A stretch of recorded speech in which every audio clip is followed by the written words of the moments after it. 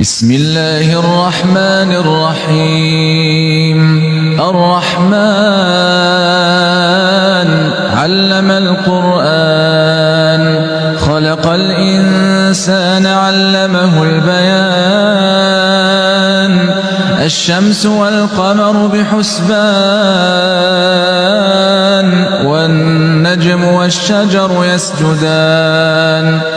والسماء رفعها ووضع الميزان ألا تطغوا في الميزان وأقيموا الوزن بالقسط ولا تخسروا الميزان.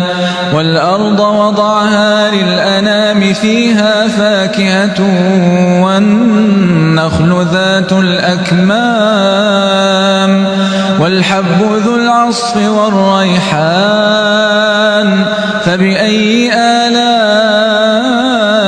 ربكما تكذبان؟ خلق الإنسان من صلصال كالفخار، وخلق الجان من مارج